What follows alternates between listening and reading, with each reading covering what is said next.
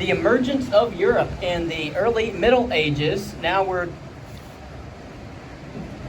reading part 2. By the end of the 4th century CE, the religion of Christianity had become the predominant religion in the Roman Empire. And as the official Roman state disintegrated, the Christian church or Christian community played an increasingly pertinent role in the growth of the new European civilization. Getting away from the polytheistic views of the earlier Romans to now more monotheistic views. Of course, the church provided an organizational structure for early European civilization. By the 4th century, the Christian church had developed a system of government. The Christian community in each city was headed by a bishop, whose area of jurisdiction was known as a bishopric, or what would be commonly known as the episcopate. The bishoprics of each Roman province were joined together under the direction of an archbishop. The bishops of 4 great cities, that of Rome, Jerusalem, Alexandria, and Antioch, held positions of special power in church affairs because the churches in these cities all asserted that they had been founded by the original apostles sent out by Jesus Christ. Of course, soon, however, one of them, the Bishop of Rome, claimed that he was the sole leader of the Western Christian church. And according to church tradition, Jesus had given the keys to the kingdom of heaven to Peter, who was considered the chief apostle and the first bishopric of Rome. Subsequent bishops of Rome were considered Peter's successors and came to be known as popes, from the Latin word papa, meaning father.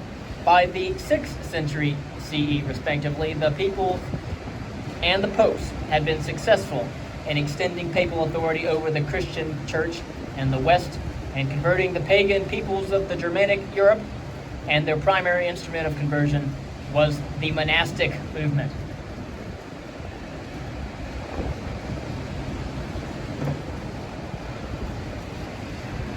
The monks and their missions.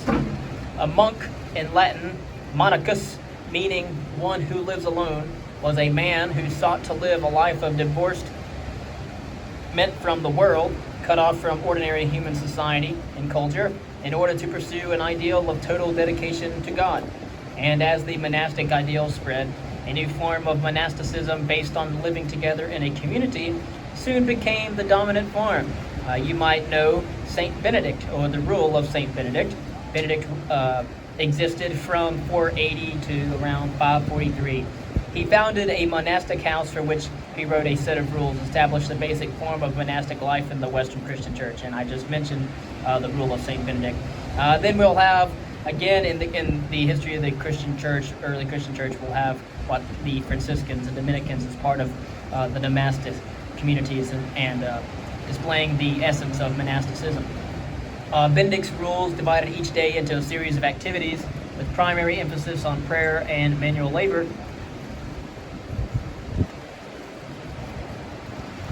Physical work of some kind was required of all monks for several hours a day, because idleness was the enemy of the soul.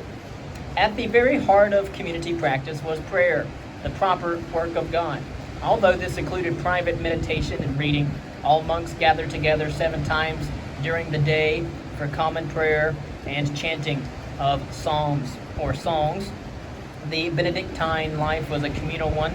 Monks ate, worked, slept, and worshipped together.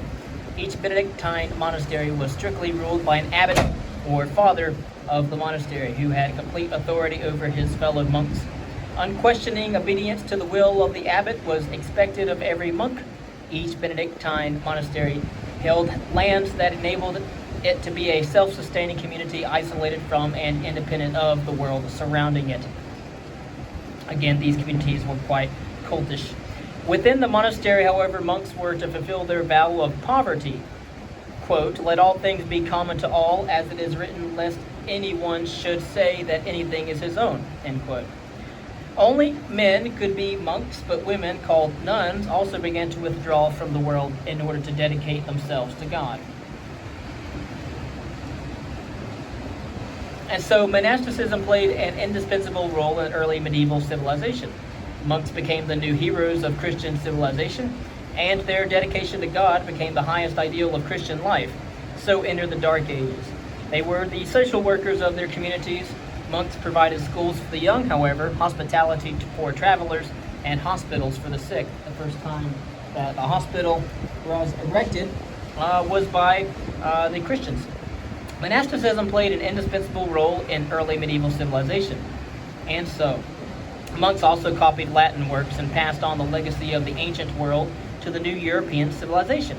Monasteries became centers of learning wherever they were located, and monks worked to spread the religion of Judeo-Christianity to all of Europe. Women played a pertinent role in the monastic missionary movement and the conversion of the Germanic kingdoms. Some served as abbesses, which were women who were the head of a monastery, and those monasteries were known as convents. Many abbesses came from aristocratic families, especially in Anglo-Saxon England. In the kingdom of Northumbria, for example, St. Hilda founded the monastery of Whitby in the year 657. As abbess, she was responsible for making learning a pertinent part of the life of the monastery. Next, in our next video, we will talk about Charlemagne and the Carolingians, the significance of Charlemagne, and the world of lords and vassals and invasions of the 9th and 10th centuries.